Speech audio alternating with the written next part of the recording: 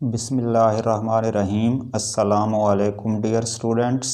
हम 7th की math का यूनिट नंबर 8 स्टार्ट कर रहे हैं, जिसका नाम है अलजेब्राइक एक्सप्रेशंस। तो पहले हम कुछ बेसिक डेफिनेशंस जो हैं वो डिस्कस करते हैं और उसके बाद एक्सरसाइज 8A स्टार्ट करेंगे। पहली डेफिनेशन है एक्सपोनेंट।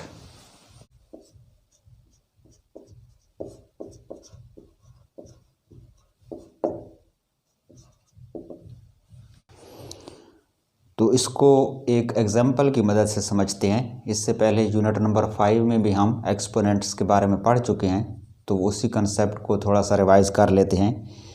अगर हमारे पास फ़र्ज़ करें एक नंबर है 4, तो हम इसको लिख सकते हैं 2 × 2 which is equal to square of 2। इसी तरह से अगर 4 की बजाय नंबर 8 हो तो उसको हम लिखेंगे 2 × 2 × 2। 3 टाइम्स 2 मल्टीप्लाई होगा तो 2 की पावर 3 हो जाएगी। और अगर नंबर हो जाए 16 तो फिर वो हो जाएगी 2 की पावर 4, यानी 4 टाइम्स इसमें 2 मल्टीप्लाई होगा। इसको पढ़ेंगे 2 टू दी पावर 4। इसमें जो 2 है वो बेस कहलाता है और जो 4 है इसको बोलते हैं एक्सपोनेंट। तो एक्सपोनेंट दरअसल पावर ही को कहते हैं, जो किसी नंबर के ऊपर बेस के ऊपर पावर होती है उसी का दूसरा नाम एक्सपोनेंट है। The exponent of A number indicates the number of times a particular number is multiplied by itself.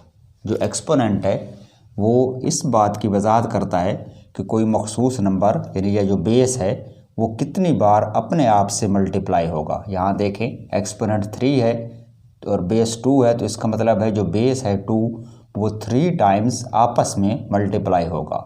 और अगर बेस 2 का एक्सपोनेंट 2 है तो फिर उस बेस ने 2 टाइम्स मल्टीप्लाई होना है अपने आप से। तो एक्सपोनेंट ये डिफाइन करता है कि कोई नंबर अपने आप से कितनी बार मल्टीप्लाई होगा। तो ये तो हो गया एक्सपोनेंट। नेक्स्ट है जी वेरिएबल। वेरिएबल के बारे में हम 6 में भी पढ़ चुके हैं। A variable is an unknown number represented by a letter. अलजेब्रे में कुछ इंग्लिश के लेटर्स यूज़ होते हैं, एक्स, वाई और जेड वगैरह। ये सारे वेरिएबल्स कहलाते हैं और ये वो नंबर होता है जो अननोन क्वांटिटी होती है, जिसकी कोई वैल्यू हमें पता नहीं होती, जिसको हमने फाइंड आउट करना होता है। तो उस अननोन को शो करने के लिए अलजेब्रे में इंग्लिश अल्फ़ाबेट्स या इंग्लिश लेटर्स यूज़ होते हैं, जिनको वेरिएबल कहते हैं। A variable is a symbol used to represent one और more numbers. A variable is a quantity which can take various numerical values. यानी एक वेरिएबल, जैसा कि नाम से जाहिर है वेरिएबल है, तो इसमें एक वेरिएबल की एक से ज़्यादा वैल्यूज़ हो सकती हैं। नेक्स्ट हेडिंग है coefficient.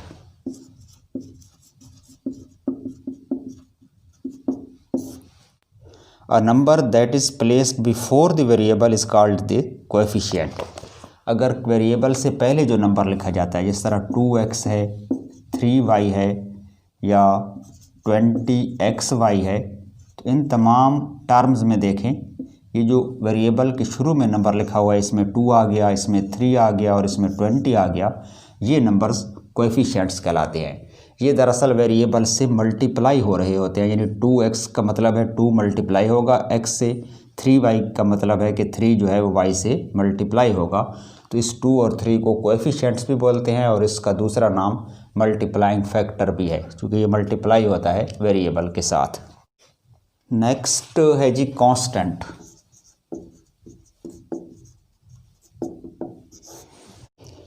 A constant is a symbol with a fixed numerical values. Algebraic expressions में कुछ ऐसे सिंबल या नंबर्स भी होते हैं, लेट्स से ये 5 है या 18 है, तो ये एक ऐसी टर्म है जिनकी फिक्स्ड वैल्यू है, जो उसको चेंज नहीं किया जा सकता। तो ऐसी टर्म्स को कांस्टेंट टर्म्स बोलते हैं। या ऐसे नंबर्स कांस्टेंट होते हैं जिनकी वैल्यू फिक्स हो और इनके साथ कोई वेरिएबल ऐड नहीं होता। नेक्स्ट है algebraic expression.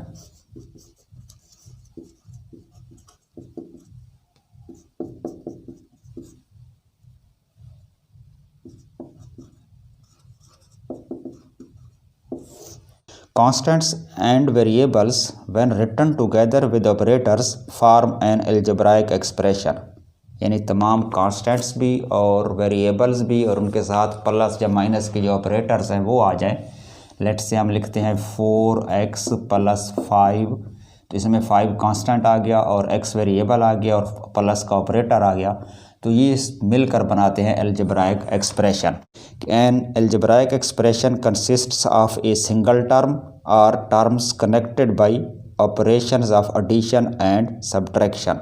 Algebraic expression single term भी हो सकती है और 2 टर्म्स भी हो सकती हैं या 2 से ज़्यादा भी हो सकती हैं जिनको प्लस या माइनस के साइन से कनेक्ट किया गया हो। जिस तरह से ये है, इसमें 2 टर्म्स हैं, एक प्लस का साइन है। लेट से अगर एक और हो 3x, तो ये सिंगल टर्म है, ये भी अलजेब्राइक एक्सप्रेशन है। इवन सिर्फ 4 एक नंबर है तो जिसको भी हम अलजेब्राइक एक्सप्रेशन कहेंगे, चाहे ये सिर्फ कांस्टेंट नंबर ही क्यों ना हो। तो ये सारी अलजेब्राइक एक्सप्रेशंस हैं। उसके बाद नेक्स्ट है terms.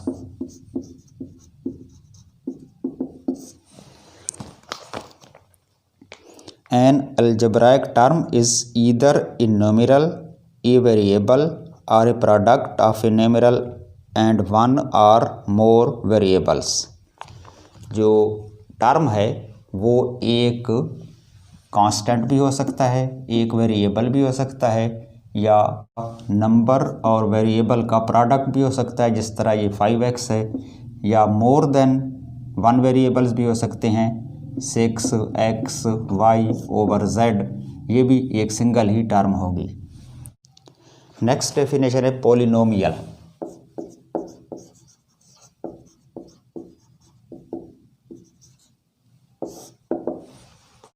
A polynomial is an algebraic expression consisting of one or more terms in each of which the exponent of a variable is 0 or a positive integer। Polynomial एक ऐसी algebraic expression होती है जिसमें जो variable इस्तेमाल हो रहा होता है उसका एक्सपोनेंट या तो 0 हो या पॉजिटिव इंटीजर हो। मैं एग्जांपल्स कुछ लिखता हूँ कि लेट से हमारे पास एक टर्म है 5, ये सिर्फ कांस्टेंट नंबर है, तो ये भी एक अलजेब्राइक एक्सप्रेशन भी है और पॉलिनोमियल भी है। इसी तरह से अगर मैं लिखूँ x + y, तो ये भी एक पॉलिनोमियल है। अगर लिखा जाए 2x2 + 3y3 + 4z, तो ये भी एक पॉलिनोमियल है।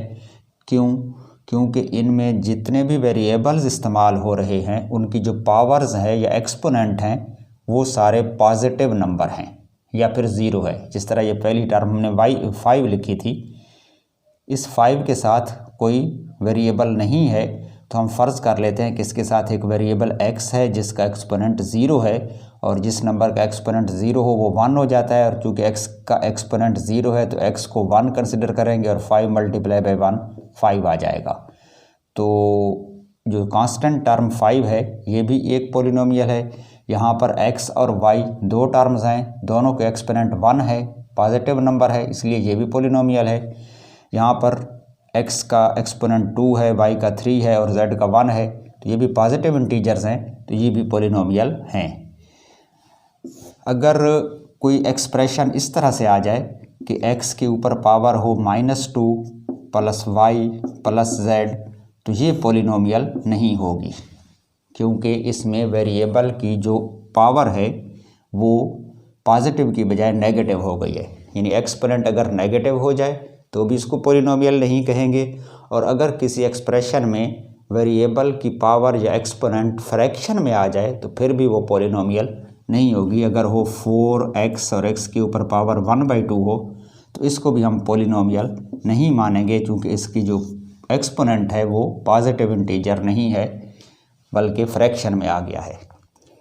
तो पॉलिनोमियल के लिए 2 चीज़ों का ख्याल रखना है कि वेरिएबल की जो पावर है या एक्सपोनेंट है वो या तो 0 हो या फिर पॉजिटिव इंटीजर हो। नेक्स्ट है जी टाइप्स ऑफ पॉलिनोमियल्स। तो टर्म्स की तादाद के हवाले से पॉलिनोमियल्स को 3 टाइप्स में मज़ीद डिवाइड किया जाता है। एक है मोनोमियल। मोनोमियल में सिंगल टर्म होती है, जिस तरह 5 है ये मोनोमियल है, 5x मोनोमियल है, 7y मोनोमियल है। यानी ऐसी पॉलिनोमियल जिसमें सिर्फ और सिर्फ एक ही टर्म हो तो वो कहलाती है मोनोमियल। उसके बाद दूसरी है बाइनोमियल।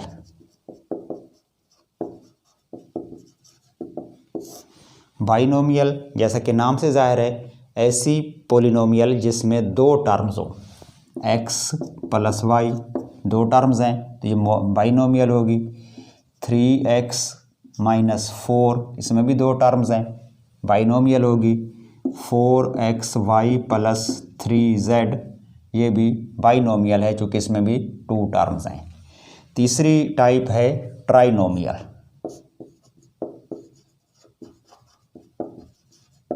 तो ट्राइनोमियल ऐसी पॉलिनोमियल को कहते हैं जिसमें नंबर ऑफ टर्म्स 3 हों, x² plus x plus 1 trinomial हो गई।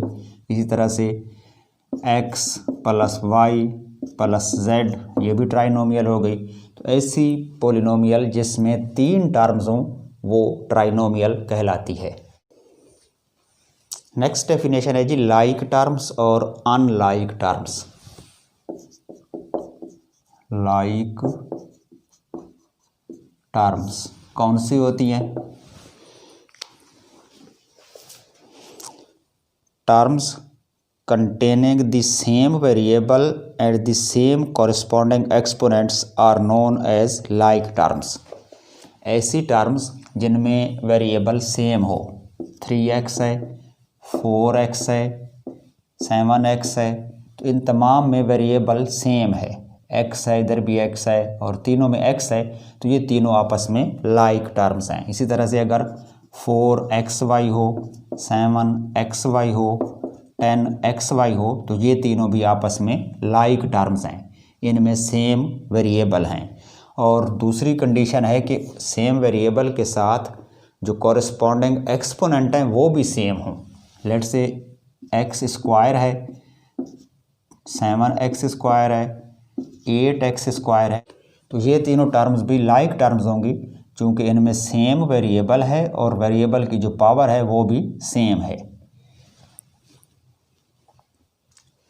उसके बाद है अनलाइक टर्म।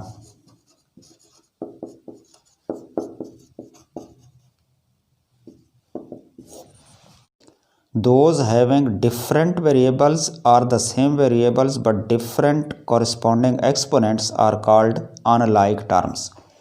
ऐसी टर्म्स जिनमें वेरिएबल डिफरेंट हो जाएं वो अनलाइक होंगी। जिस तरह से अगर एक तरफ 3x है और दूसरी तरफ 4y हो जाए, चूँकि इनमें वेरिएबल डिफरेंट हो गए हैं तो ये आपस में अनलाइक होंगी, यानी x के साथ x वाली लाइक होंगी, y के साथ y वाली लाइक होंगी। x और y चूँकि डिफरेंट वेरिएबल इस्तेमाल हो रहे हैं तो ये अनलाइक हैं। और अनलाइक की एक और कंडीशन भी है कि हो सकता है वेरिएबल तो सेम हो, 3x2 है और 4x3 हो, तो अब इन दोनों में वेरिएबल तो सेम है लेकिन चूँकि एक्सपोनेंट डिफरेंट है तो ये भी आपस में लाइक नहीं हैं, अनलाइक हैं। इसी तरह से एक और एग्जांपल मैं देता हूँ कि लेट्स से हमारे पास है 3x3y2 और दूसरी तरफ लिख लेते हैं 7x2y3, तो ये दोनों भी आपस में अनलाइक हो जाएंगी चूँकि दोनों में जो वेरिएबल है वो तो xy है, इधर भी xy है उधर भी xy है, सेम वेरिएबल हैं, एक्सपोनेंट डिफरेंट हैं। इस तरफ x की पावर 3 है और उस तरफ 2 है तो डिफरेंट हो गई। इस तरफ y का एक्सपोनेंट 2 है और उस तरफ 3 है तो y का एक्सपोनेंट भी डिफरेंट हो गया, तो ये दोनों टर्म्स आपस में अनलाइक होंगी। यानी लाइक टर्म्स के लिए वेरिएबल का भी सेम होना ज़रूरी है और उस वेरिएबल का जो एक्सपोनेंट है वो भी सेम होना लाजमी है। तो अब हम चलते हैं एक्सरसाइज की तरफ, 8A की तरफ, चूँकि वो एडिशन और सब्ट्रैक्शन से मुतालिक है। तो एडिशन के लिए और सब्ट्रैक्शन के लिए एक बात याद रखनी है कि हमेशा जो लाइक टर्म्स हैं वही आपस में ऐड हो सकती हैं या सब्ट्रैक्ट हो सकती हैं। अनलाइक टर्म्स को ऐड या सब्ट्रैक्ट नहीं किया जा सकता। Exercise 8A question number 1 add, यानी इसमें हमने पोलिनोमियल्स को ऐड करना है। तो इसका पहला पार्ट लिख लेते हैं 2A + 3B। पार्ट नंबर 1 में 2A + 3B और सेकंड एक्सप्रेशन है 4A + 7B। इनको ऐड करना है। तो जिस तरह हम पिछली क्लासों में नंबर्स को ऐड करते रहे हैं, इवन 6 में भी अलजेब्राइक एक्सप्रेशंस को ऐड करना भी हम सीख चुके हैं। तो ये उसी तरह का क्वेश्चन है कि लाइक टर्म्स आपस में ऐड होंगी, ए के साथ ए ऐड होगा और बी के साथ बी। तो हमने ए के नीचे ए लिखा है और बी के साथ बी लिखा है।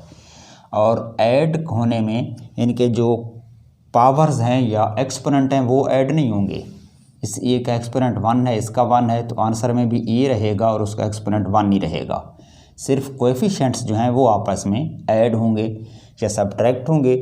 तो 2A पॉजिटिव है, 4A भी पॉजिटिव है, तो +2 और +4 ऐड होकर 6A हो जाएंगे। दूसरी तरफ 3B और +7B, ये भी दोनों ऐड होकर 10B हो जाएंगे। और 3 प्लस है, 7 प्लस है, तो 10B प्लस होगा। तो ये इसका आंसर है। उसके बाद पार्ट नंबर 2 3A - 4B और सेकंड एक्सप्रेशन है 2A + 5B।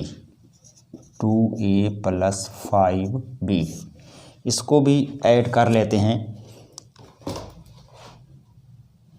इसमें जो ए वाली दोनों टर्म्स हैं वो दोनों पॉजिटिव हैं, तो ये तो आपस में ऐड हो जाएंगी। 3 + 2 हो जाएगा 5A।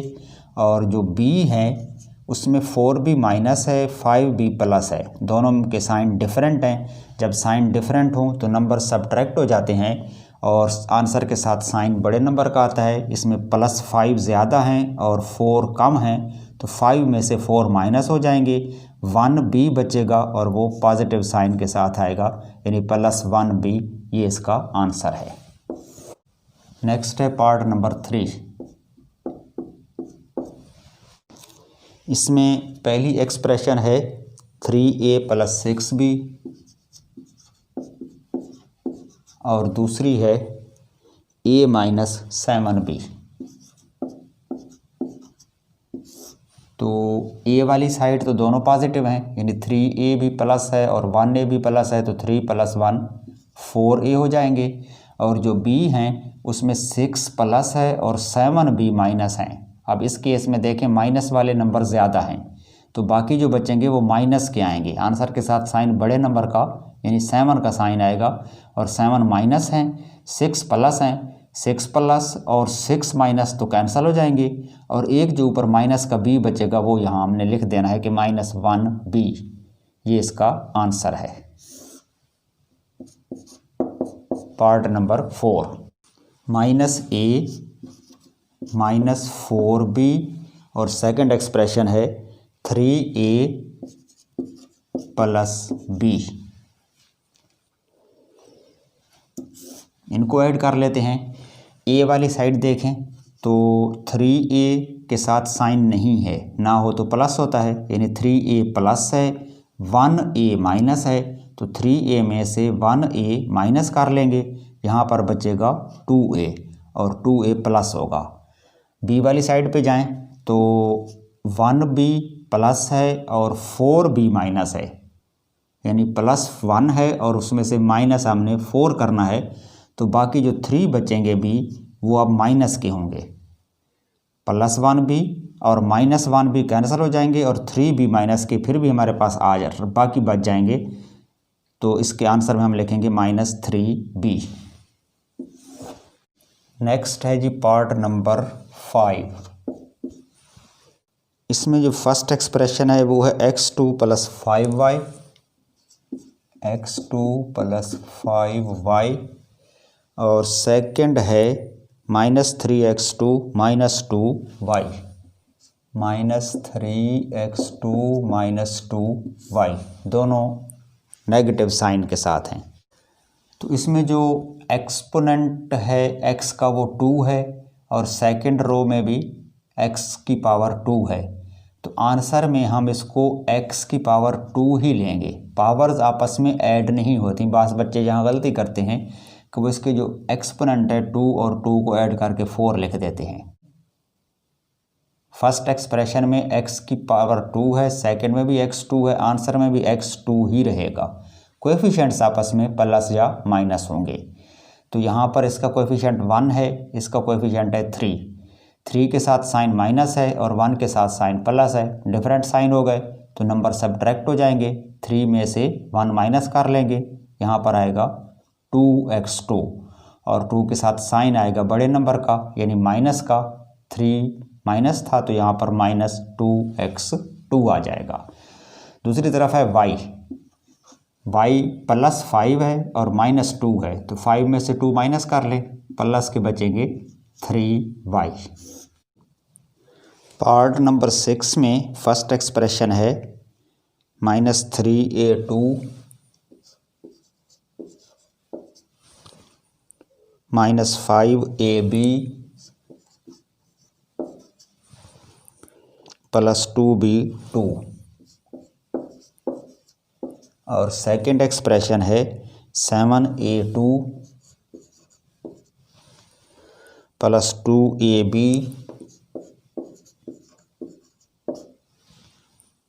Minus b2। इनको ऐड करना है। फर्स्ट कॉलम में a2 है, यहाँ पर भी a2 है, आंसर भी a2 ही रहेगा, एक्सपोनेंट तो वही रहेंगे। कोएफिशिएंट देखें 3a2 माइनस है, 7a2 प्लस है तो प्लस वाले ज़्यादा हैं, 7 में से 3 माइनस हो जाएंगे तो यहाँ बचेंगे 4a2 प्लस साइन के साथ। उसके बाद नंबर है सेकंड कॉलम का जिसमें वेरिएबल हैं ab। तो 5ab माइनस हैं, 2ab प्लस हैं तो प्लस वाले 2 हैं, माइनस वाले ज़्यादा हैं 5 हैं तो 5 में से 2 निकाल लें, बाकी यहाँ पर आएंगे 3ab और 3ab के साथ साइन बड़े नंबर का यानी माइनस का आएगा। और थर्ड कॉलम में वेरिएबल है b2 तो यहाँ भी हम b2 ही लेंगे। 2b2 प्लस है, 1b2 माइनस है तो 2 में से 1 माइनस हो जाएगा, बाकी 1b2 आएगा और साइन प्लस आएगा बड़े नंबर का। तो ये इसका आंसर है। पार्ट नंबर 7 इसमें फर्स्ट एक्सप्रेशन है 4xy माइनस 8, 4xy माइनस 8 और सेकंड है xy प्लस 6। इनको ऐड करना है।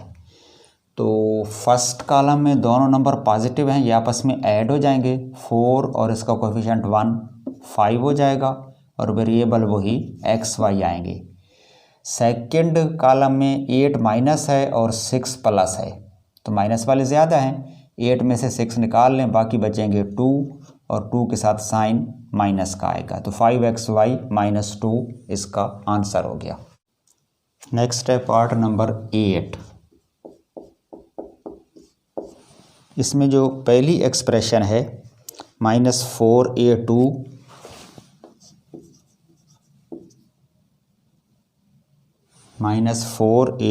Plus 6a minus 3 plus 6a minus 3 trinomial है। सेकंड रो में है 2a2 माइनस 3a और प्लस 7 और थर्ड रो में है 3a2 प्लस 4a माइनस 2। इसमें अब 3 एक्सप्रेशंस हैं या 3 पॉलिनोमियल्स हैं जिनको हमने ऐड करना है। तो फर्स्ट कॉलम में देखें, ये भी a2 है, ये भी a2 है, ये भी a2 है, आंसर भी a2 ही रहेगा, पावर्स ऐड नहीं करनी। कोएफिशिएंट्स देख लें, 3 प्लस हैं, 2 भी प्लस हैं तो प्लस के हो जाएंगे 2 और 3 5। ये दोनों चूँकि सेम साइन है तो आपस में ऐड हो जाएंगे। अब प्लस साइन वाले जो नंबर्स हैं a2 वो 5 हो गए हैं और माइनस साइन वाले हैं 4 तो 5 में से 4 माइनस कर लें, 1A2 आएगा और 1A2 के साथ साइन प्लस होगा, तो ना हम प्लस लिखेंगे ना 1 लिखेंगे, यही इसका आंसर होगा A2। क्योंकि साइन ना हो तो प्लस होता है और कोएफिशिएंट ना हो तो 1 होता है, तो ये +1A2 है। उसके बाद आ जाते हैं सेकंड कॉलम में ए के बारे में। तो इसमें 4A प्लस हैं, 6A प्लस हैं, तो 6 + 4 हो जाएंगे 10A, 10A हो जाएंगे प्लस, और उसमें से 3A माइनस कर लें तो बाकी बचेंगे 7A, और 7A के साथ साइन प्लस आएगा क्योंकि ज़्यादा प्लस वाले थे। थर्ड कॉलम में 2 नंबर्स हैं जिनके साथ साइन माइनस है, 3 भी माइनस है, 2 भी माइनस है। इन दोनों को आपस में इकट्ठा कर लें तो 5 हो जाएंगे, माइनस के साइन वाले नंबर्स 5 हो गए। फिर भी प्लस वाले ज़्यादा हैं यानी 7 हैं, तो 7 में से 5 कर लें तो यहाँ पर आएगा 2 और 2 के साथ साइन प्लस होगा, यानी 7 में से 3 माइनस कर लें तो 4 बचेगा, 4 में से 2 और निकाल लें तो फिर भी 2 प्लस बच जाएंगे। इसका आंसर है A2 + 7A + 2। ओके जी, ये तो था हमारा आज का सबक। आज हमने एक्सरसाइज 8A के क्वेश्चन नंबर 1 के कुछ पार्ट्स कर लिए हैं और बकिया पार्ट्स इंशाल्लाह नेक्स्ट टाइम करेंगे। तो तब तक के लिए इजाज़त, खुदा हाफिज़।